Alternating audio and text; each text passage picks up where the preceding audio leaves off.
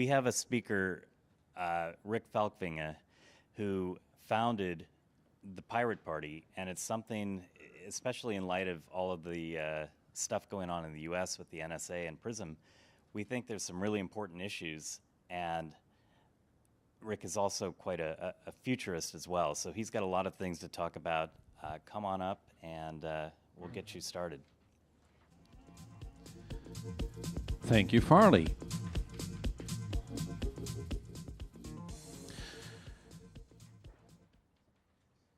So, I know you shouldn't start an important keynote for this kind of distinguished crowd with an apology, but I do have one. I'm a politician. I'm sorry. I wasn't always like this, you know? I started out as a happy entrepreneur. Found my first company at age 16. Would have founded it at 14 if I were legally allowed at the time. But then I started talking politics with my friends over beer on Friday nights, Saturday nights. What harm could it do, right? Over coffee at work. And over time, these issues with society gradually took over my life. And here I stand today, and I've founded a movement that's spread to 70 countries and is represented on every political level in Europe. And it can happen to anybody in this room. So, a couple of leadership lessons. Something wrong? Okay. A couple of leadership lessons from this growth and what we can observe about how the youth are seeing entrepreneurship, usership of the net, and citizenry online. First, my name is Rick Falkvinge. I'm Falkvinge on Twitter. I love seeing my name on Twitter. If I say something stupid, something dumb, or something worthwhile, do quote me. So, brief introduction. How many in here have heard of the Swedish Pirate Party before? Let's see a show of hands. Okay, I'd say that's maybe 2/3. You know, that's pretty consistent around the world. Whether I speak in Tokyo or San Francisco or wherever, it's half to 2/3. So I'm actually confident enough to put that in the slides. So just for kicks then, how many have heard of any other Swedish political party? Let's see a show of hands. Okay, so there are a couple of people from Sweden here. Those from Sweden, take down your hands, and let's ask the question again. How many not from Sweden have heard of any other Swedish political? Yeah, it's scattered hands.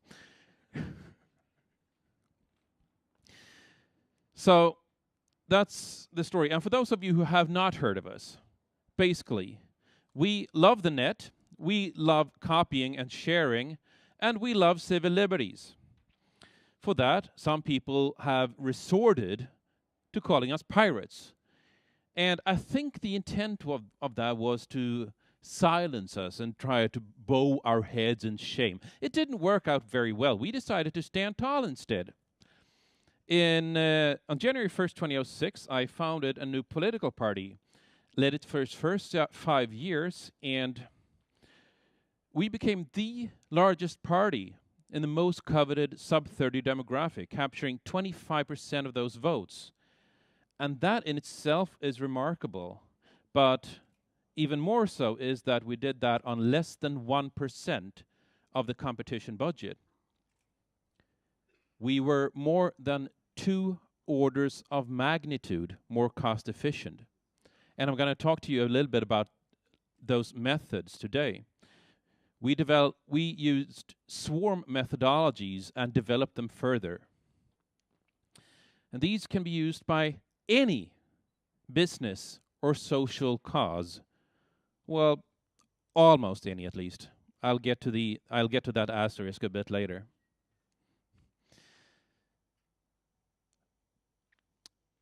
Today's entertainment, actually, right. So today we're at 2 seats in the European Parliament, which came from my leadership of the Swedish Pirate Party. I put them there.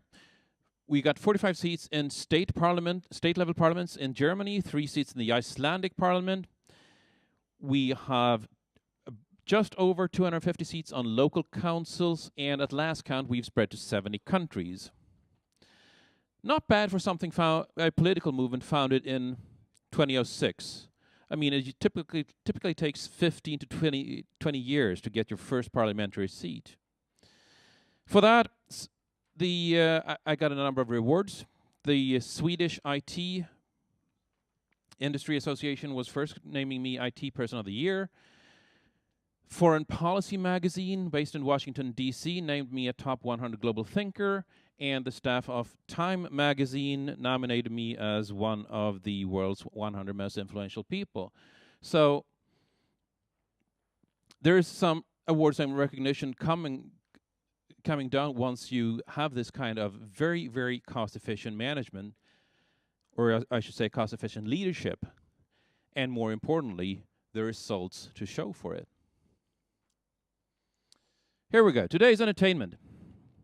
Going to talk a little bit about how values are changing, my personal story and what I went through to pull this off, what leadership lessons we can learn at the personal level, and then at the swarm dynamic level, at the group dynamic level. So, to kick this off, values tend to change in cycles. Values tend to change in cycles. And every single time they do, it's just a youth protest.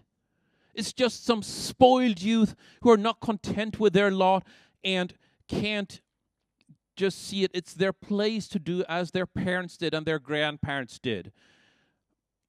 But like protest.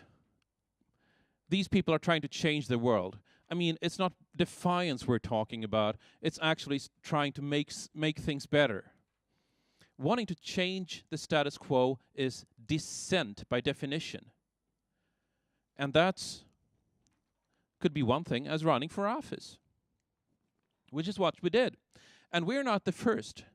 This moves in cycles. 40 years ago, you had the Greens, who decided that pollution was bad. This was in an era of the petrochemical industry, when you got new metals out of the king's hand if you invented exciting chemicals. They decided pollution was bad and wanted to regulate industry. You had a labor movement 80 years ago who decided that labor unions should be at least legalized and regulated.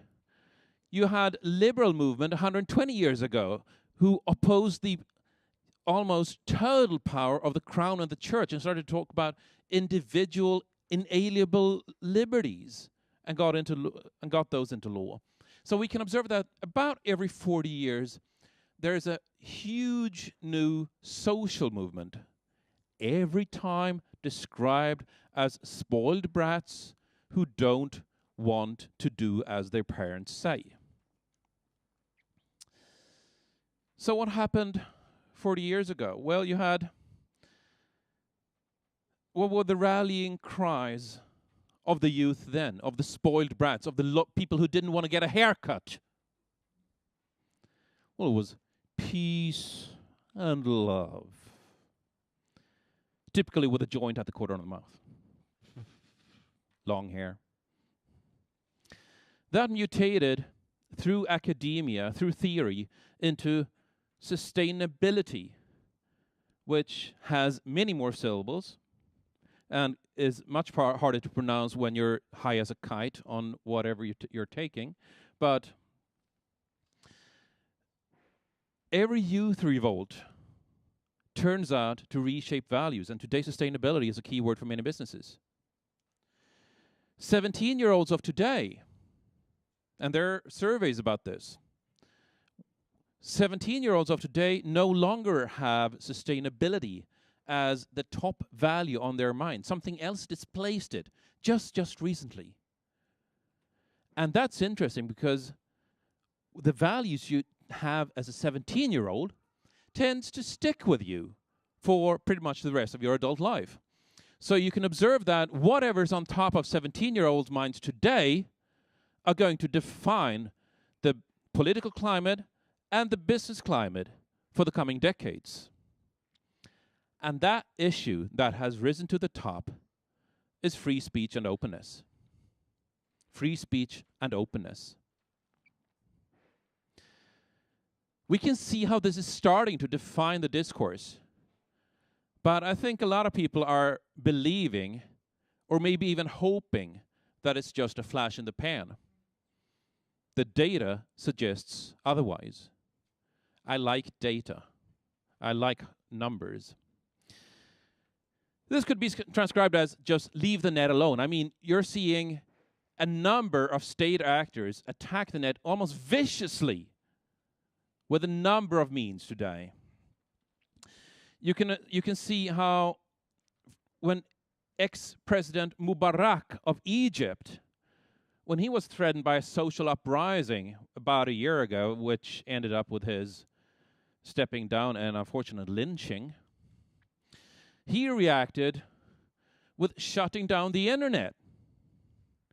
And you got to ask yourself what the guy was thinking, right? You want to keep people indoors, so you take away their games, cat videos, and porn. What is the guy thinking? If you want to keep people indoors, you increase their bandwidth. You don't shut down the internet. Arguably, though, it's been something of a reflex lately that if something isn't working right, you hit the reset or power button and see what happens. But that's still doesn't justify shutting down the net, because this is about fundamental civil liberties. Today, we exercise our fundamental rights: freedom of assembly, freedom of speech, freedom of opinion, freedom of the press, through the net. And therefore, the net has itself become just as fundamental a right. Let's compare this to the letter. You know, when our parents sent a letter in the mail, when they communicated, they actually took out a pen and paper, wrote something by hand on this paper, folded it neatly, put it in an envelope, wrote an address on that envelope, put a stamp on it, walked outside to a mailbox and put that letter in the mailbox. I actually have to describe this that way to teenagers today. And my argument is not rocket science. Let's look at what this letter had, what characteristics this letter had. First of all, it's synonymous. You and you alone determine whether you identify yourself as sender of this letter. On the outside, for the postman to know. On the inside, for only the recipient to know. Or frankly, not at all. It was secret in transit. Nobody had the right to open letters just to see what they contained, or if they contained a copy drawing or something like that, a copy joke perhaps. You had to be under prior and individual suspicion of an identified and serious crime for your mail to be opened in transit. It was untracked. Nobody had the means nor the right to see who was communicating with whom. And last but not least, the mailman was obviously never responsible for the contents of the letter. Still to this date, most European postal services are the largest national distributors of narcotics. Because we see it as a given that it's the sender and the receiver of contraband packages that should be held responsible, and not the mailman. All of these principles are under assault today. All of these rights and liberties are being eroded. And what we're demanding is not rocket science.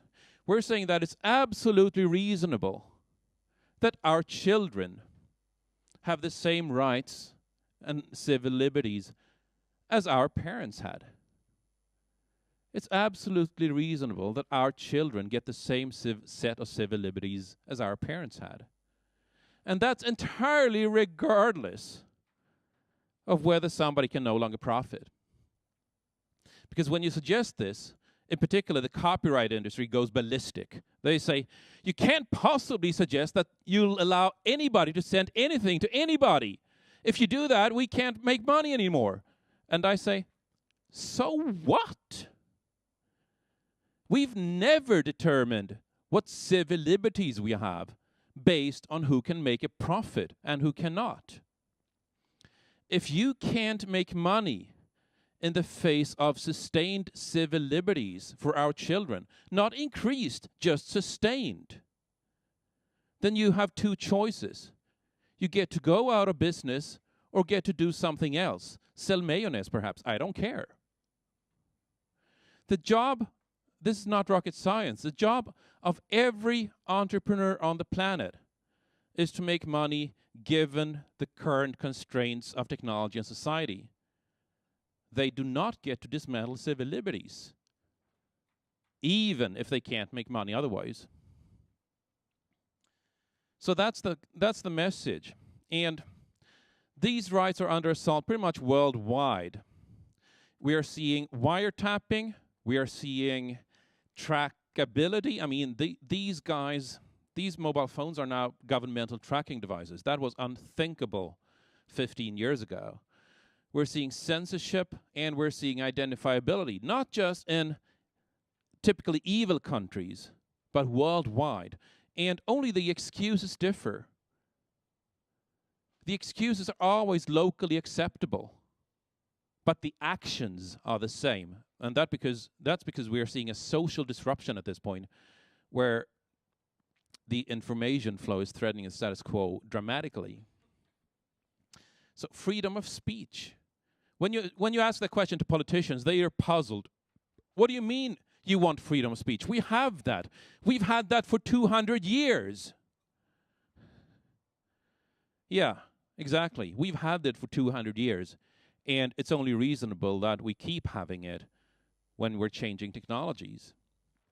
Unfortunately, there's a lot of confusion around these issues. A lot of politicians don't get it. As an example, I'd like to mention Arizona.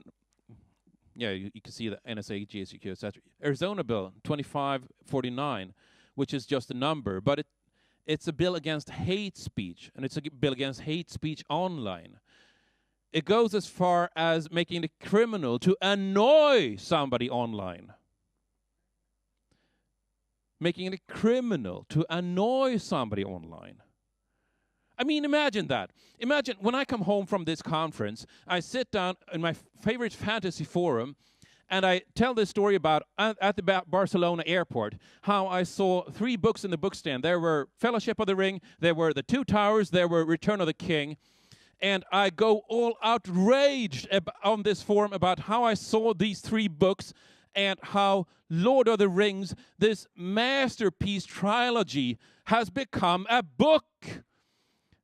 And go all enraged about how Hollywood must wring every last cent out of the masterpieces. And then I sort of walk away from the computer, bring out a really large bowl of popcorn, and watch the ensuing fireworks happen. As the book predated the movies by, 50 years? Something like that. So, I mean, pranks like this, should they be criminal? Really? When politicians think so, I think we have a problem. So, looking at my story, what happened when this party was founded, going from an ugly web page to actually putting people in parliament, there were 3 things that happened in 2005. There was a software patent monopoly debate in the European Parliament, which we just narrowly won from the activist side. There was yet another harshening of the copyright monopoly in Sweden, which everybody was discussing at the time, which was about making downloading illegal if it was from an unauthorized source. The equivalent of making listening to the radio illegal if the radio station wasn't authorized. But how would you know that as a listener? You wouldn't, but that law still passed. And the Data Retention Directive, which I spoke about, which makes turns our mobile phones into tracking devices. These 3 actions was just enough for me, so I decided to try to make a stand. And as I sat thinking about this, why did this happen? It crossed my mind that people are people, and nobody here was really being evil. Everybody was trying to improve society the way they could. They just didn't have this perspective. So basically, I sat down to figure out what would it take to get their attention. Obviously, flooding their inbox wouldn't help. I mean, they're already getting stuff from everything from a hamster tax to come to grips with carbon emissions to tearing down that bridge, which was built in the 70s and shouldn't have been built anyway. So I figured maybe firing them would get their attention. That meant running for office. That meant challenging them over their jobs on election day at the polls. So I posted a manifesto, and I wrote 2 lines, just 2 lines, in a chat channel. Figured I could take this, grow this slowly, organically, take it slow. That didn't happen. It just detonated, and I had 300 activists on the first day just holding out their hands to me, figuratively, saying, give me something to do, anything. I want to be a part of this. I want to be a part of this new political movement. So there was such a huge built-up demand I had never anticipated. Fast forward to the elections of 2006. Right, this was my chance to change the world. I realized that. I had a high-paying job in IT at the time, so I took a huge loan and quit my job in that order, very important, and decided to go for it. Fast forwarding to the elections of 2006, we got 0.63%. I was disappointed with that at the time, but remember, I learned much later that it typically takes 15 to 20, even 30 years for a new party to get into parliament. Right, we got to 0.63%, finishing in the top 10 still. My loan only got me so far. I ran out of money. And this is when the magic started to happen with the SWAR methodologies. Because I just came open with the fact that, hey guys, I'm broke. And if you got a little spare money at the end of the month, here's my bank account. And it worked. I lived off of people wanting me to keep leading this political movement. Hundreds of them who deposited small amounts. €1, €2, €5, some 10 euros. So I literally lived off of begging for 18 months, which, by the way, the tabloids tried to scandalize me for. Honestly, I think it's a fairly honest way to go about your way. And then came the European elections. 3.5 years after the party's founding, we became the largest party, getting 25% of those votes.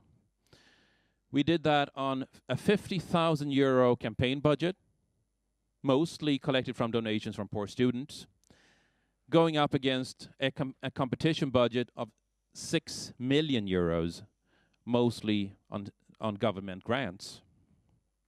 So yeah, we were more than 2 orders of magnitude more cost efficient. Followed by successes all over Europe and some in now spreading to Latin America, Canada, and some states of the United States as well. We are seeing some foundations in Asia. Australia as well. So you can see the entrepreneur's ride here, as in, I'm determined to make this happen, come hell or high water. And when you have that attitude, things tend to do happen.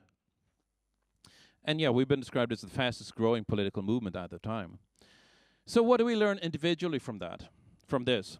Well, anybody in here watch Futurama? Let's see a show of hands. A few people. Okay, so there's an animated sci-fi series named Futurama. And there's a quote from that saying that when push comes to shove, you gotta do what you love, even if it's not a good idea. I mean, seriously, what kind of idiot thinks they can change the world by founding a new political party? Really? This kind of idiot, apparently. And it worked. Because there's another quote. If it's stupid, but works, it ain't stupid.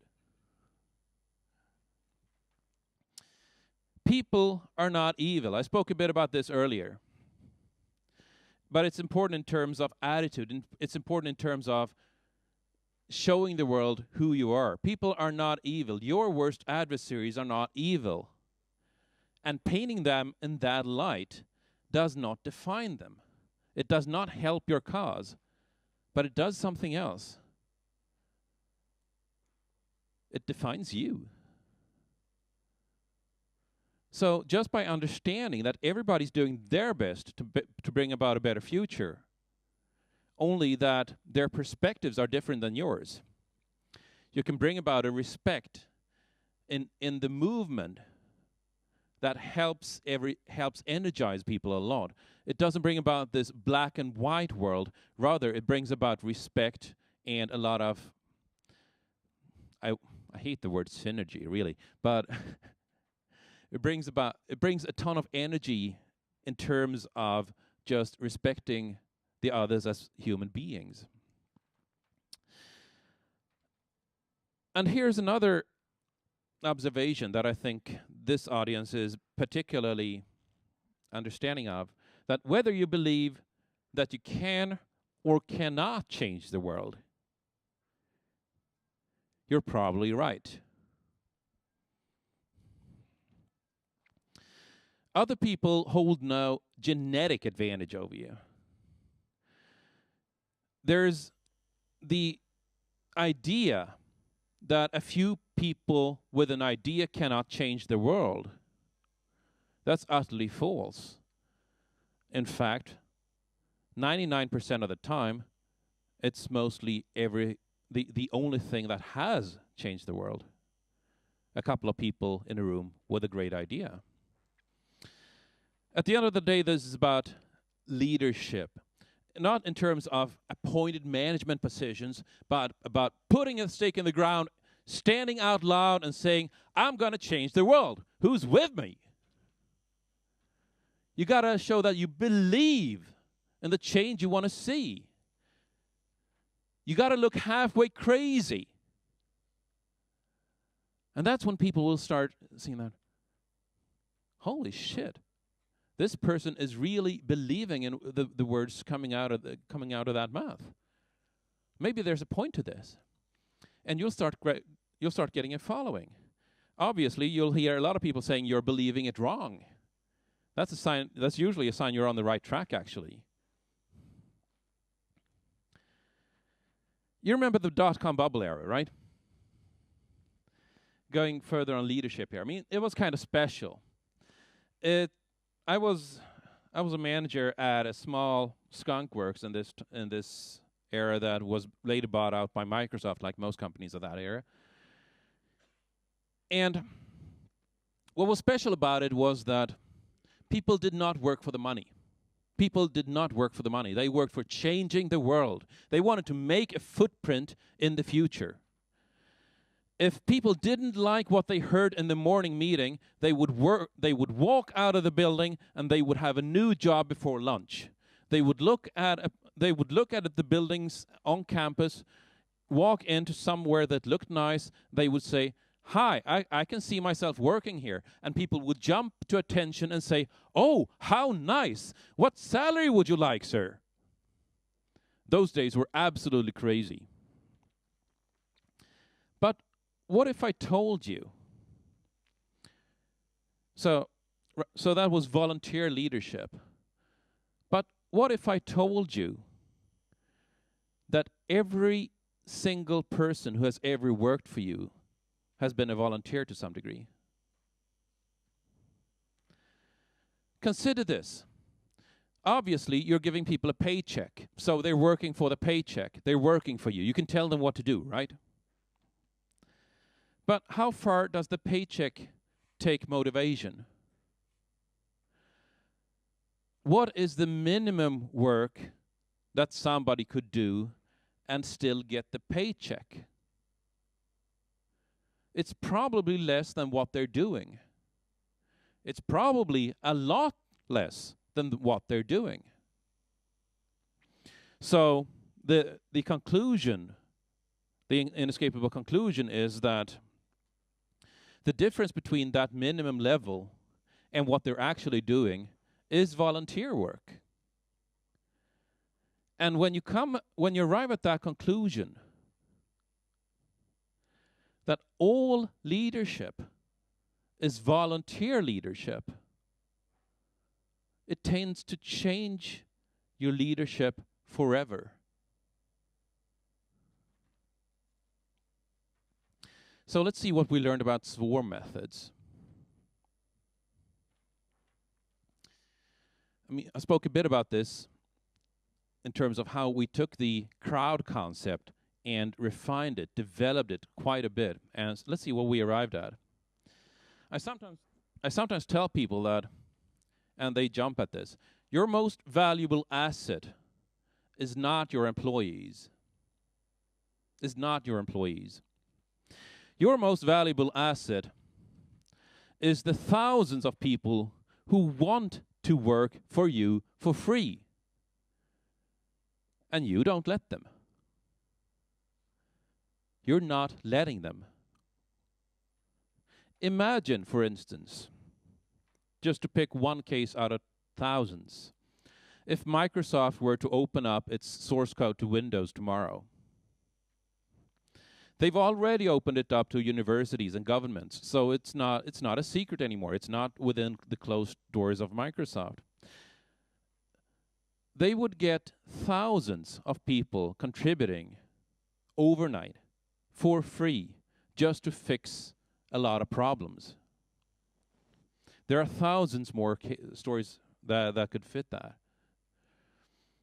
So, in order to form a swarm, as I did, when I founded the Swedish Pirate Party that later spread to 70 countries, I found that there's 4 criteria you have to meet.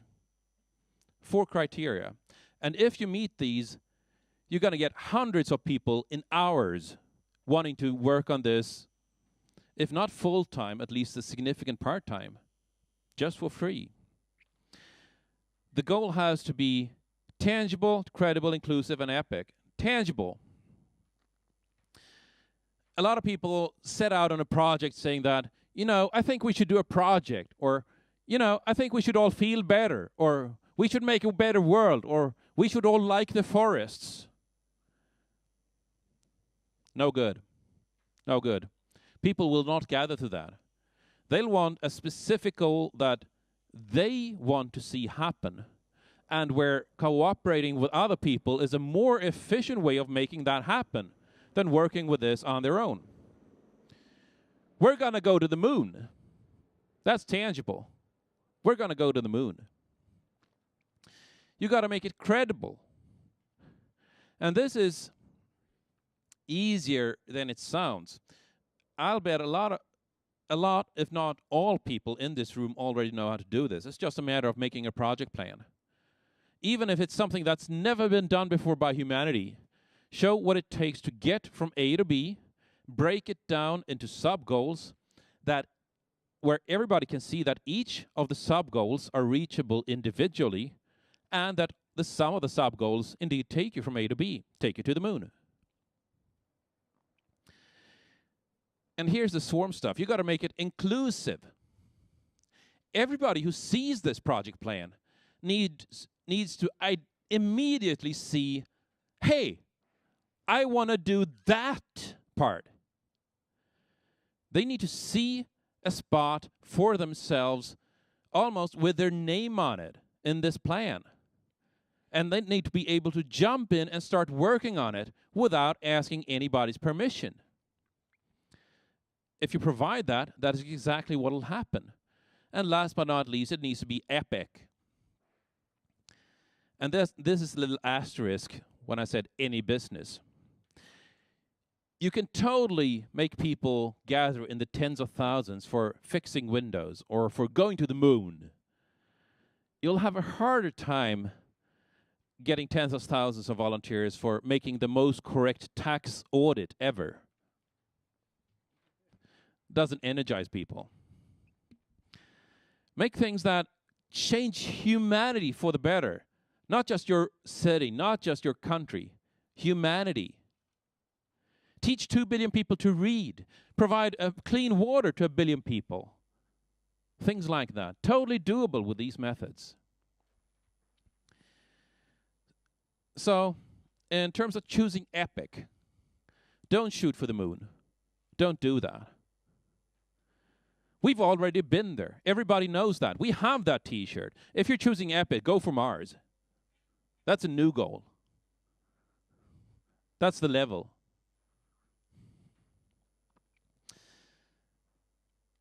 There is also the matter of how you optimize this organization. First of all, you got to lead with boots on the ground. Leading is teaching. Leading is teaching. You cannot lead if you don't teach people how to change the world. That includes specifically getting dirt under your fingernails with boots on the ground. I was handing out flyers like everybody else in the Swedish Pirate Party. People were amazed at that. For me, it was absolutely a given. I could not inspire other people to do that if I was not doing it myself. We can do this. Repeat that. We can do this. We can do this. We can do this. This is going to be hard work, but this is going to change the world. We can do this. It becomes a principle of monkey see, monkey do. People will copy you in every minute detail. Tens of thousands of people will copy everything you do. And that's not always desirable, is it? I mean, we sometimes wake up in a bad mood. We do things we don't want others to always copy. So this is something you need to be very consciously aware of. It's kind of like raising children who copy your every behavior despite you're trying in earnest to learn to teach them good behavior. Optimizing. We optimize the organization for 3 factors: speed, trust, and scalability. Speed. We remove every bottleneck from decision making. I didn't say many, I said all, and I'll get into how shortly. Trust. We communicate very clearly that we expect everybody in the organization to work for the organization's goals in their own context, and that we need to understand that there are many people who will be taking initiatives we don't understand because we don't understand their social context. So we don't see how this contributes to the end goal. But everybody who sees something they don't appreciate has a duty to contribute with something they do appreciate. We never strike down on somebody else because we trust them to further the goals of the organization. And that goes not just horizontally, but vertically as well. And scalability. We provide a framework from the get-go with people who take on responsibility for supporting this worm. Maybe 2 to 5% of the activists or users or customers or whatever fits your lingo for a particular project. It just takes on the responsibility of making sure there's equipment in a city, making sure there's press coverage for an event, making sure there's whatever small task that needs to happen. This can look like a top-down hierarchical organization from the outside, but their responsibilities are much more janitorial than they are managerial. And by providing this entire org chart with empty boxes from the get-go, you'll see them fill organically as people step up to the plate. That provides extreme scalability. Empowering till it hurts. I talked about having no bottlenecks. We had something called a 3 activist rule. What that meant was that if 3 self-identified sympathizers with a party were in agreement that something was good for the party, 3 people, then that they had a green light from the highest office to take that action. Regardless of whether it cost money, regardless of whether it was PR, regardless of whether it was a campaign, regardless of whatever it was. If 3 people agreed that something was good for the party, it wasn't just that they shouldn't ask permission. They were not allowed to ask permission.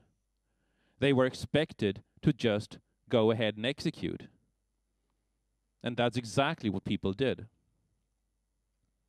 That gave us a blinding speed of operation. And normally when I say this, people ask me, but you can't possibly do this and not have people rob you blind. I mean, you were giving them access to the treasure chest. Yeah, I was. This was not abused once. 50,000 people in 5 years, and it was not abused once. Sets you thinking, doesn't it? You must allow the unknown to happen if you want to find the extraordinary, because you're pioneers. Some things, when you try a lot of unknowns, will go bad. But you need to make them try. You need to try and try and try again to find the extraordinary. Mistakes will happen. Just learn from them. Once you realize that they will happen, and that the amount of things that will go wrong is fairly constant beyond a basic sanity check. Mine was having 3 people agree on something. Then you can go into this Zen mode and realize that, yeah, some things will go wrong. Let's learn from them when they happen. It's about learning to fail faster and failing better. Most people will see something happening as reasonably okay when we would see it as a fail. Reasonably okay is a good mindset, but it needs to be accompanied by but we can do it even better next time. You might need 15, maybe 20 iterations to become really good at something. Make those iterations happen as fast as possible, and you'll get really great at it sooner. And it's worth noting that even big guys with huge budgets and extreme gatekeeping for any decision make mistakes too. The bureaucratic nightmares of organizations make the most face-palming mistakes you could imagine. And my favorite in this category is a Swedish public service landlord known as Locum. Their logo, I hear some laughing here in the audience because they know what's coming up. Their logo looks like this, just having their name in lowercase. For the Christmas ads of 2001, they decided to portray themselves as a warm and friendly company. So somebody, and a lot of people who approved this, thought it was a good idea to replace the O in their logo with a big red heart, and then put that in full color on full page ads in the Swedish daily newspapers. It would be inappropriate for me to actually show the result of that in a professional audience, but you can picture it. And if you want to see it, you can easily find it by Googling Locum advertisement. If something like that can happen, then you can sort of realize that, okay, even the big guys make the mistakes where you sit down and just sit dumbstruck. What were they thinking? You need to let your volunteers translate your vision to their friends, for the simple reason that your volunteers are the friends of those people and you are not. So they understand the social context better. Sales of ideas happen face to face. Sales of ideas happen face to face. Products you can buy at e-commerce. Ideas, perspectives are different. You resolve conflicts, like I said, by letting initiatives rules. Those who take an initiative get it. If it's a good one, other people will follow. If it's not a good one, it'll stop there. That's how you make the good stuff percolate to the top, and the bad stuff become a learning experience. There'll be a lot of organizational astronauts who want to impose rules. Look out for that. A lot of political campaigning today is talking about social media. The next election will happen online. I say the real strength is in cross-using online and offline friendships. The magic lies in the cross-using, combining the reach of the net with the intensity of a face-to-face conversation. Because again, idea sales happen face-to-face. The long tail of bloggers, when they blog about you, reward them for that. It could be something as easy as a mention, because attention is reward. If you can give a lot of people some attention, they'll come back to you. So, summarizing, be honest, keep your boots on the ground. People talking to other people can quickly escalate into the tens of thousands, and those people are capable of changing the world if you let them. The idea needs to be tangible, credible, inclusive, and epic. The organization needs to be optimized for speed, trust, and scalability. I'm betting a lot of people here in this room have a dream. They want to give clean water to 1 billion people, teach 2 billion people to read, like I mentioned, maybe going to Mars.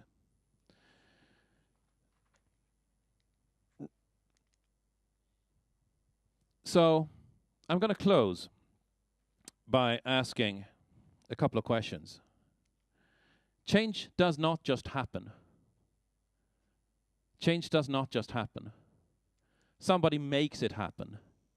And the one key question I want all of you to take away, and this is obviously a very grateful crowd for me to ask that question, is, do you want to be that person? Do you want to be that person? If you want to read more, this concludes my presentation. If you want to read more about these methods, there's a 300-page book up ahead here. It's called Swarmwise. You can download it for free from that address.